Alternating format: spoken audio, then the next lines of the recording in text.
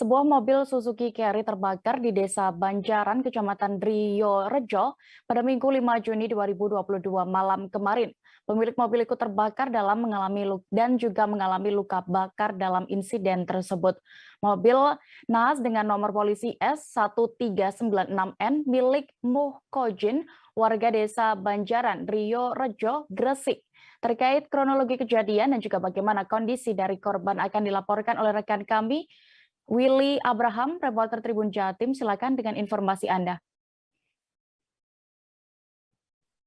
Ya, sebuah kebakaran yang melahap sebuah mobil Suzuki Carry di Desa Banjaran, Kecamatan Driorejo, membuat satu orang mengalami luka bakar, yaitu pemilik mobil yang bernama Muhkojin.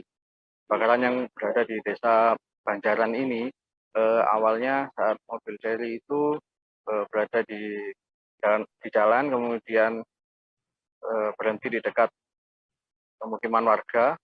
Api langsung keluar dari bagian depan, kemudian membesar, membuat sopir atau pemilik mobil itu keluar dan mengalami luka bakar. Api kemudian cepat membesar dan melahap seluruh bagian mobil, mulai bagian depan, tengah, hingga bangkai saja. Warga yang berada di lokasi kejadian langsung menghubungi Dinas Pemadam Kebakaran. 10 menit kemudian petugas dari Dinas Pemadam Kebakaran datang menggunakan satu mobil dan 5 personil berusaha memadamkan api. Mereka menyemprotkan air di bagian depan, kemudian di bagian roda, lalu melakukan proses pembasahan, memastikan bahwa tidak ada titik-titik api yang masih menyala. Proses pemadaman sendiri memakan waktu kurang lebih 1 jam. Berdasarkan keterangan dari Kepala Dinas Pemadam, kebakaran yang menghanguskan sebuah mobil ini diakibatkan oleh korsleting di bagian perapian.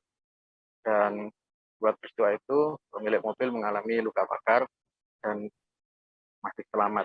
Tidak ada korban jiwa dalam peristiwa ini. Demikian dia.